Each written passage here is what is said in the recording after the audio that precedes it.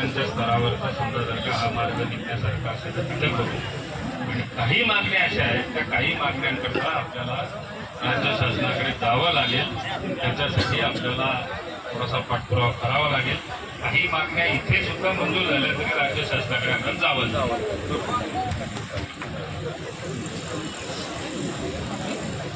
दादा या ठिकाणी बाकीच्या मागण्या या राज्यस्तरीय आहे, परंतु एक महत्वाची मोठी पहिली मागणी अशी आहे की सरलाट कोळी दिलेल्या ज्यांचं आहे कोळी नोंदवून आम्हाला टोकरी कोळी याचे सर्टिफिकेट दिलं गेलं पाहिजे.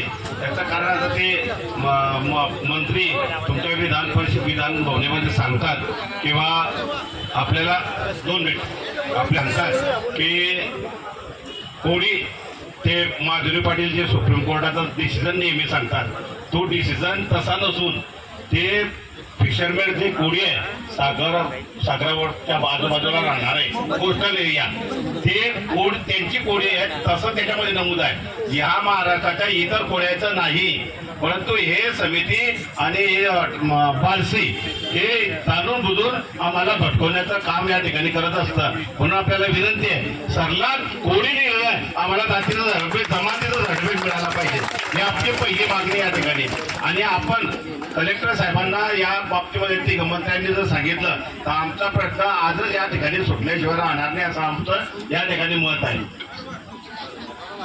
मला एक विचारायचं आहे, तुम्ही पालकमंत्री सुद्धा आहे नंदुरबारचे आणि आता झाले हो, तर मला असा प्रश्न विचारायचा आहे आणि तुम्ही जळगाव जिल्ह्याचे पण मंत्रित्व निभवतात महाराष्ट्रासाठी, तर असा विचारायचा मी प्रश्न आहे की बुवा समितीवरती जे अधिकारी नेमले गेलेले आहेत ते वारंवार त्याच खुर्चीवरती का बसतात? त्याच्या व्यतिरिक्त दुसरे कर्मचारी त्या ठिकाणी का अपॉइंट केले जात नाही? हा माझा एक प्रश्न आहे. आणि एक दुसरी गोष्ट अशी की बुवा त्यांना 1-2 महिन्यासाठी तिथून हटवलं जातं, नंतर त्याच खुर्चीवरती तोच अधिकारी पुन्हा डबल येतो आणि हा प्रश्न कायमस्वरूपी पेंडिंग ठेवला जातो. तर यासाठी जे त्या ठिकाणी जे स्क्रुटिनी कमिटी बसवलेली आहे त्या स्क्रुटिनी कमिटीमध्ये IPS IAS जे अधिकारी आहेत चांगले ज्यांचा चांगल्या प्रकारे अभ्यास आहे त्या लोकांना त्या ठिकाणी करा. आणि महत्वाचा विषय असा आहे की त्या ठिकाणी अनुसूचित जातीचा व्यक्ती बसवला गेला पाहिजे, कारण त्या आमच्या वेळात त्यांना चांगल्या प्रकारे कळतील जमातीचा. हा आमचा एक तुम्हाला एक प्रश्न आहे. आणि महत्वाचा विषय असा आहे की त्या ठिकाणी सरोदे नावाचे एक व्यक्ती आहेत ते वारंवार त्या समितीवरती कंटिन्यूच असतात. कारण का? हो सरोदे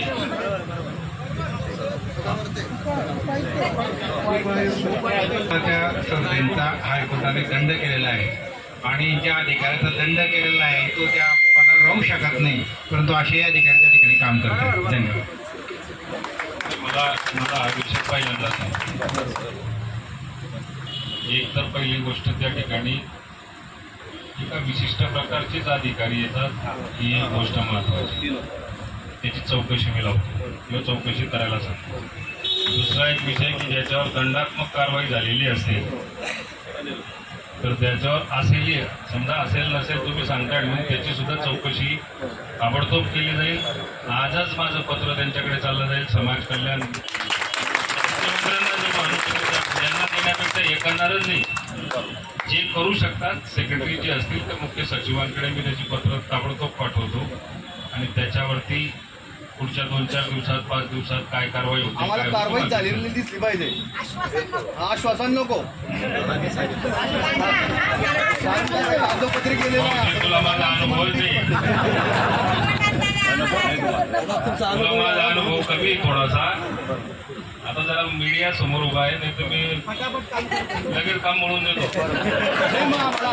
त्यामध्ये नुसतं माईक घेऊन राहिले. जरा आपल्या मागण्या ज्या का असतील त्या व्यवस्थित ड्राफ्ट करून जर का दिल्या आणि तुम्ही समजा जर का थोडंसं मला समजवायला जर का दिलं, समजून द्यायला एक 15-20 मिनिटं जर का वेळ काढला तर आपण आपण तुम्ही आणि मी बसलो.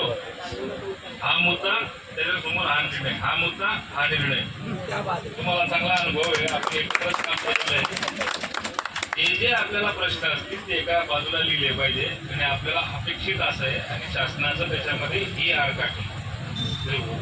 प्रश्न काय, शासनाचं मत काय आणि सोल्युशन काढण्याकरता काय हे असं पत्र जर का दिलं तुम्ही तुम्हाला ते वाचायला ते 5 लागतील आणि समजायला जेवढं सोपं करता येईल तेवढं आपण मुख्यमंत्र्यांसमोर मांडू.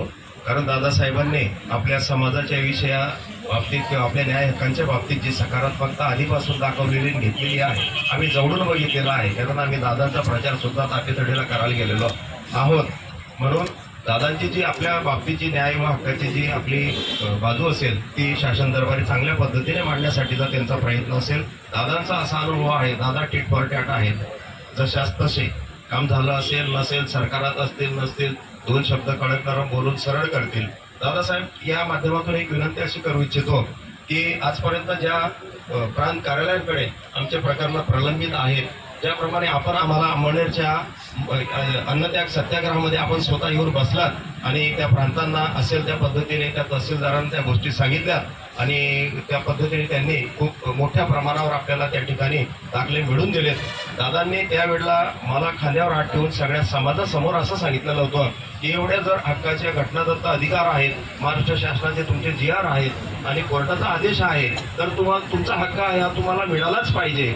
मी जरी आमदार असेल, मी जरी समजा आता त्यावेळेला दादासाहेब विरोधी पक्षात असतील, आता सत्तेत आहेत, पण दादांची भूमिका तुम्ही बघितली, बोलण्यातून असेल कृतीतून असेल, सत्तेत जरी असतील तरी पाठभीट न ठेवणारा असा नेता आपल्या या जिल्ह्याला लाभलेला आहे. त्यांच्याकडे मदत आणि पुनर्वसन हे खातं आहे. याआधी त्यांच्या बोलण्यातून असं झालं की आपल्या समाजाला त्यांनी मदत केलेली आहे, परंतु आजच्या या माध्यमातून मला असं वाटतं की नक्कीच ते पुनर्वसन करतील अशी आपण अपेक्षा करूया.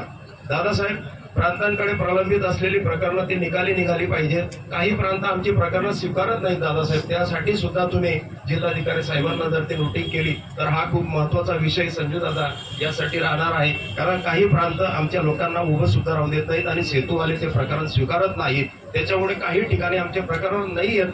जे विषय आपल्याला आदरणीय आपणने सांगितले की राज्यस्तरावरचे असतील, त्यासाठी आदिवासी इतर आमदार 22 आमदार केंद्रात जाऊन येतात आणि अनुसूचित जमातीचा आयोग या ठिकाणी येऊन 2च दिवसात स्थापतात. सर्वांनी खाली बसून घ्यायचंय, कोणीही जाऊ नका. मागणी मागे वेगवेगळ्या तालुक्यामध्ये जे टोकरी कोळीसाठी ज्यांना सर्टिफिकेटची अपेक्षा होती त्यांचे प्रस्ताव देखील किंवा त्यांचे प्रकरणं देखील सबमिट होत नव्हते. परंतु स्थानिक प्रशासनाला त्याच्या बाबतीमध्ये लक्षात आणून दिलं आणि लक्षात आणून दिल्यानंतर काही तालुक्यांमध्ये किंवा काही प्रांतांच्या माध्यमातून प्रकरणं घेतली जातात. कोळी समाजाला ज्या पद्धतीच्या अपेक्षा आहेत, 36 मध्ये त्यांच्या नोंदी असून सुद्धा त्यांच्याकडे कागदपत्रांची पूर्ण पूर्तता असून सुद्धा काही तालुक्यांमध्ये याच्यावरती अन्याय होताना सातत्याने दिसतोय. या बाबतीमध्ये आपल्या जिल्ह्याचे पालकमंत्री असतील, गुलाबराव पाटील साहेब असतील, गिरीशभाऊ महाजन असतील, यांच्याशी मी चर्चा करतो आणि चर्चा करून मुख्यमंत्र्यांकडे त्या बाबतीमध्ये बैठक लावून राज्याच्या स्तरावरती असलेल्या प्रश्नांबाबत त्या ठिकाणी चर्चा होईल आणि जिल्ह्याच्या स्तरावर जिल्हाधिकाऱ्यांबरोबर काही विषय जर का सुटत असतील तर ते जिल्ह्याच्या स्तरावर सोडवले जातील. साहेबांची कुठल्याही प्रकारची चूक नसताना केवळ फक्त बात का बतंगा केला जातोय. मराठा आरक्षणाच्या बाबतीमध्ये सातत्याने अनेक वर्षापासून 1 मराठा लाख मराठाच्या घोषणा देत आमच्यासारखे कार्यकर्ते काम करतायत. मागेही करत होतो, आजही करतोय, उद्याही करतोय. हॅलो सर्व समाजबांधवांना विनंती आहे की आता मंत्री महोदय नंदुरबारचे पालकमंत्री या ठिकाणी आपल्याला सूचित करून गेले, तसे आणखी दुसरे मंत्री त्या ठिकाणी लवकरच पोहोचतील. त्यामुळे आपण सर्वांनी आता मंडप टाकलेला आहे. बोलायचं होतं आणि बोलताना त्या ठिकाणी अर्थ काढणाऱ्याने त्याच्या सोयीनुसार व्यवस्थित वेगळा काढला आणि त्याचा बात का बतंगा केला जातोय. ही जी धमकी जी आलेली असेल, या अशा स्वरूपाची धमकी आली असेल तर त्याची चौकशी झालीच पाहिजे. ही काही लोकशाही आहे, या ठिकाणी प्रत्येकाला आपलं मत मांडण्याचा पूर्ण अधिकार असतो. परंतु भुजबळ साहेबांनी मराठ्यांना आरक्षण देऊ नये असं आज तागायत कधी मी म्हटलेलं बघितलेलं नाही. ओबीसींचं आरक्षण कमी करू नका हा त्यांचा आग्रह आहे. हा संपूर्ण महाराष्ट्रातल्या ओबीसी समाजाचा आग्रह आहे.